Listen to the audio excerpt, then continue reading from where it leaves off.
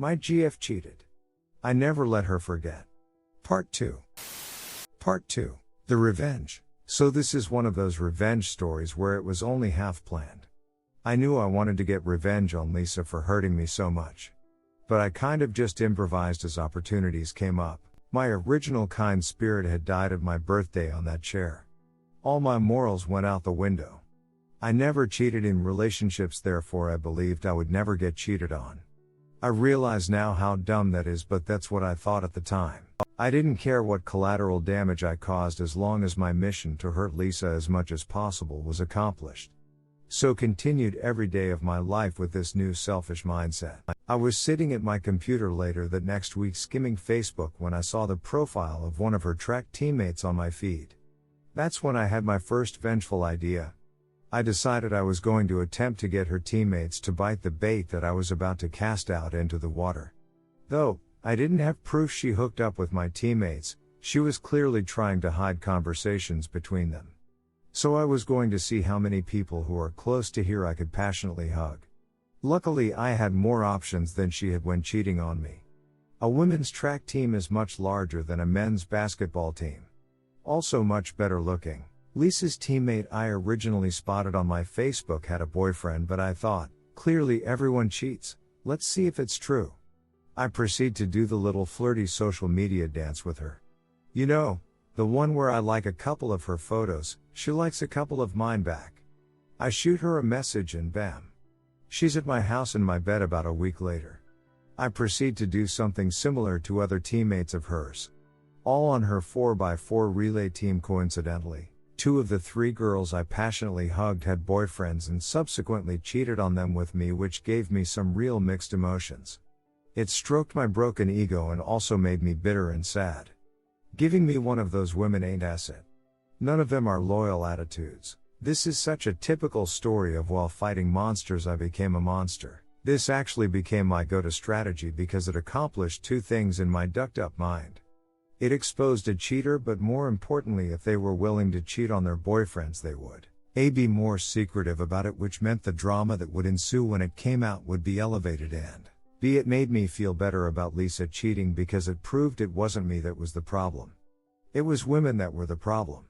I know it's ducked up, but that's what I thought back then. I started to collect something from every girl that I hooked up with, like a bra, a pair of panties, or some jewelry, etc. Not for some creepy reason, but this is important later and was a part of my plan. Sometimes I didn't even have to try. One girl left a pair of very distinguishable shoes.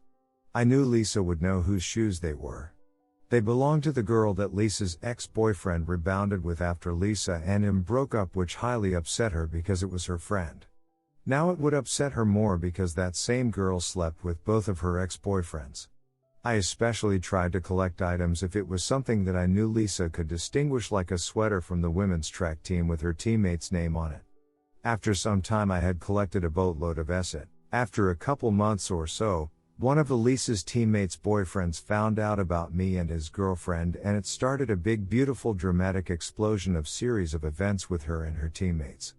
This led to all of them finding out about one another's promiscuity. The drama was massive. Even their coaches had to get involved. It got so bad. This made me feel so powerful in such an evil yet satisfying way. I fell in love with the destruction I was causing.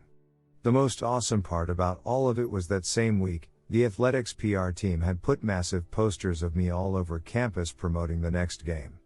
They were everywhere. Some of the posters took up the entire side of buildings, so Lisa and her friends had to see me all over campus every day while this drama was erupting all around them. I felt like a triumphant dictator. It was glorious and pathetic at the same time. Their coach even proceeded to have a serious meeting with the compliance department and my team's coaches. My coaches literally laughed at her, saying this seems like an internal issue, but OP hasn't done anything illegal or broken any school policy, so there is nothing we can do. This infuriated the women's track coach. Their team had fallen apart. Their national ranking began to plummet. Then Lisa's coach even got in trouble for being caught tearing down some of the smaller posters of me on campus in raging temper tantrum. I loved all of it. I continued to add fuel to the fire. Posting photos of me with girls, smiling, being happy every chance I could on Facebook and Instagram. But under it all, I was bitter. I was so deep into my new mindset I had already forgotten the kind-hearted naive kid I used to be. I hated my old self because I let some girl emasculate me. I was so full of self-pity looking back it's depressing. No one really knew though because I played the cool guy attitude in front of people. There was even a girl on campus on one of the sports teams who claimed that she was pregnant with my kid after I pretended to like her the same way I did with all of the other girls on Lisa's team, and soon as we passionately hugged I moved on. It's a long story, but it turned out she wasn't pregnant, but the news or press that came from that further dug the knife deeper into Lisa's side. I left a trail of women I deceived and relationships I destroyed. I feel bad now, but at the time I didn't care because they were equally at fault in my eyes since they were cheating on their boyfriends or sleeping with their friend's ex. Quickly, girls became weary of me. Plus I was running out of potential targets. I was an awful human being then the way I was thinking, and I was going after girls that weren't even friends or on the track team with Lisa, but were just around her in daily life. For example, her classmates and as well as her own family. I even flirted with her sister who was married with a kid, and I almost succeeded. She was down, but her and Lisa's dad found out about it and stepped in and put a stop at all before we could do anything. Her sister was ostracized as the news spread within the family. I wanted Lisa to know I was everywhere and constantly remind her how she ducked up. In my eyes this was all her fault, and she unleashed this fury of chaos upon herself. She should never have ducked with me like that. Lisa had to take an extended medical leave because of her depression and mental health issues she was experiencing from the whole situation. She was becoming suicidal. She even had to go on medication and lost tons of weight. She began to look extremely unhealthy. The whole mess was torturing her, and the more she hurt the better I felt. At this point I had already inflicted more damage than she did to me, but I had become addicted to the feeling of power. I spent zero time processing my own emotions or moving on from what happened. All I wanted was more revenge, and I couldn't stop. After weeks of ignoring Lisa's texts and calls, she finally gets a hold of me by showing up to my apartment unannounced late at night. She was there to pick up some stuff she left from when she lived there to take home. She was actually a local and her parents lived close by. She was still on her medical leave and no longer staying on campus but rather with her parents. I told her I would bring her stuff to her parents' house that weekend, but I couldn't let her in because I had company. Which I did, but it wasn't one of her teammates or friends, unfortunately. I then to take all the items I had collected from all the girls over the weeks. There was probably like 8 or 9 things from different girls including her teammates, and threw their belongings in along with Lisa's stuff into big black trash bags. I took the bags to her house and then called Lisa's dad. I told him I left her stuff on his porch and him to inform his demon daughter. Me and Lisa's dad actually really got along, and he even took my side after Lisa and I broke up. But after all these events transpired, he obviously had a negative opinion of me. 15 minutes after I get off the phone with her, Lisa's dad, I get a call from Lisa. I answer because I want to hear her reaction to having all these other girls' acid mixed in with hers. She was sobbing uncontrollably. It sounded like that half-crying, half-mumbling thing people do when they are hysterical. She wasn't even angry, just desperately begging me to point to stop my tyranny. I just smiled and baked in the glory of hearing her hurt. I responded, why were there other guys in our relationship? You mixed them into our relationship like I mixed other girls' acid into your acid. It's perfect little ironic metaphor. I thought it sounded cool at the time and was real proud of myself. Facepalm. I later found out from one of Lisa's friends who knew she was cheating on me during our relationship that Lisa was convinced I was the one cheating on her because I was always out of town. This doesn't make sense since I was out of town because of basketball, a very legit excuse. Not just randomly on my own accord. You could literally see my schedule on the school's website. I kept in contact with her constantly when I was gone, but obviously when I had practice or team meetings I couldn't be on my phone. But she didn't have the logic in her brain to figure this out, I guess. I assume it's just an excuse she made to protect her insecurities about the whole fiasco or to keep face with people who knew she was cheating. Months go by. Lisa comes back to school from her medical leave and we bump into each other at the physical therapy center in our athlete facility building. I see this as yet another opportunity. It had been a while since I did something that hurt her and I was still hungry for more vengeance. I proceed to pretend like I want to rekindle things with her. She is cautious at first but eventually bites after about a week. We start to mend our relationship. We proceed for about a month, but I wouldn't call this a relationship. I forbid her to have any male friends, nor is she allowed to go out and party with her girlfriends. I also need full access to all her accounts and her location at all times. It was more like a hostage situation. It gave me a sense of control. Meanwhile, I'm not being faithful at all. This was my plan all along. Finally, she finds out about me sleeping with a girl in one of her classes and we have a nasty breakup. I told her that she literally knows what it felt like to be me when we last dated. Yet again, I felt triumphant. It was just another chance to hurt her and I did. After this we don't speak for years. I graduate university and move to Central America. She messages me while I'm there about a year after I moved and about 2 years after we last spoke. At this point my life has become that of a real degenerate. I was doing copious amounts of drugs on a daily basis and about 75% of my life was involved in some sort of illegal or nefarious activities. But I still blame her for me becoming the dark soul that I was and taking no responsibility for bitter immoral nature. I hadn't had another relationship since her and always had trouble because I couldn't trust a woman in any capacity anymore. Even after years had passed, I saw this instance of her messaging me as yet another opportunity to hurt her. We begin to talk as friends and even getting flirty with each other over Facebook Messenger. Mind you, there is literally many countries, states and an ocean between us at this point. I was planning a trip back to my old university to visit some friends. However, I told her was different. I explained to her I was moving back to the city for a new job I was just offered. We decide to meet up when I get back and see if there's anything worth saving between us. I had put on my best acting hat and try to seem like I've put our past behind us. However, I'm just as vengeful now as I was years ago. She's finishing up her last year at university and I make the trip back to the USA. I meet Lisa at a coffee shop when I arrive. We spend the entire night together. From her point of view, it really looks like we had moved past our differences and what happened. We could actually work things out. However, I'm not moving back obviously like I told her. I am only stay 2 nights. She doesn't know this. After hooking up a few times and spending 2 days together, without mentioning anything to her about me leaving, I pack my things and get back on a plane back to Central America. I blocked her on all my social media and communication outlets.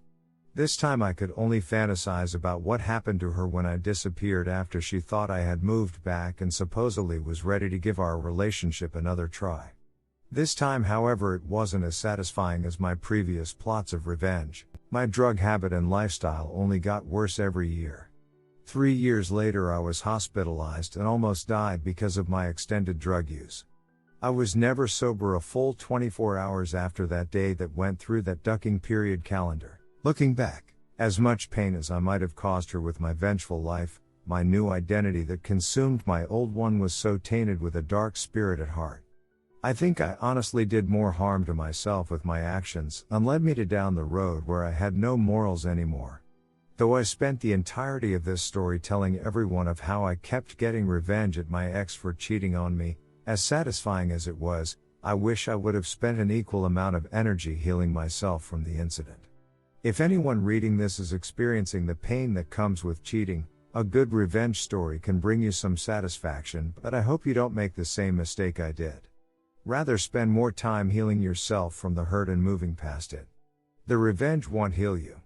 It will be a separate journey but could distract you from putting yourself back together. Luckily I got sober and am sober now 4+ years.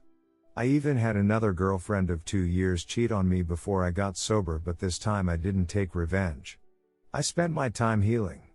I changed and only focused on myself, and that was way more satisfying than the revenge I got on Lisa for cheating on me. Now I'm married almost 2 years to a woman who is sober, and man do I have a good life. I have a dream job and a dream marriage. Thank you everyone who read this. Sorry if it wasn't well written, I never write like this, but I have never told the full story in detail before and I got a lot out of writing it. Mostly what I hope to get from this is to share my experiences doing horrible things but feeling an immense satisfying feel from it where it's almost addictive. And morphing from generally a good person to a relatively dark evil one. Obviously people have dark moments, but I feel like my personality and psyche has never been the same since that experience. I'm looking forward to any responses to the people willing to read this essay. Written by commenter TLDR, Op dated a woman a few years younger than him in college, Lisa. Lisa kept a period tracker and kept when she had unprotected S-time, while documenting their S-time for GF who had fallen asleep. Op saw she had been having unprotected S-time with at least 4 dudes since they had been dating. Op's roommate kicked her out. Op decided to get revenge. This started with ducking all 3 of her relay partners' Trek team, which eventually led to the team crashing. They also had BFS, so Op used this as fuel to say that women are the problem, not him. At this time Op starts going down the rabbit hole with drugs and alcohol. This continued on for a long time, and Op started keeping an item from women that would be identifiable to Lisa for his plan. He would purposely target girls close to Lisa so drama would be worse, and he would have more ammunition to hurt her.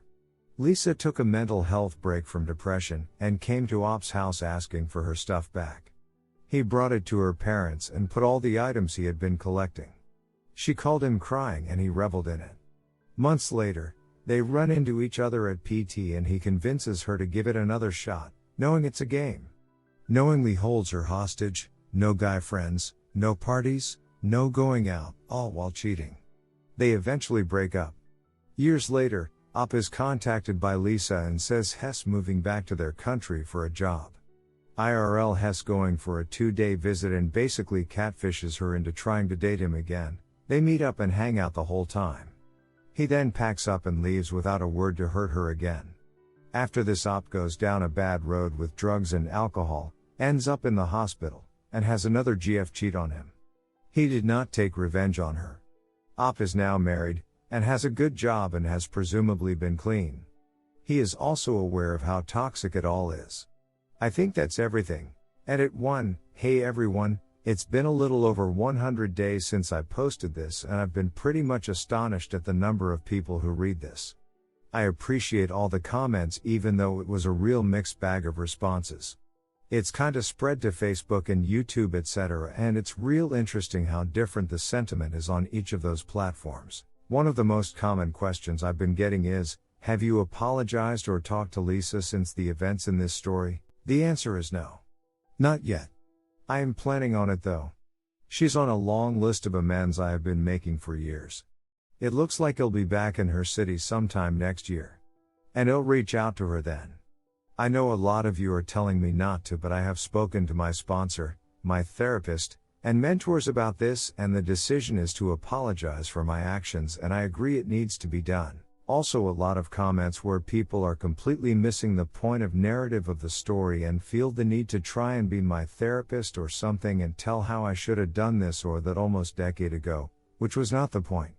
It's obviously horrible how I reacted. That's not what this was about. This was about reflection without bias. And as I mentioned in my post, I have gotten into dating again since that relationship with Lisa many years ago.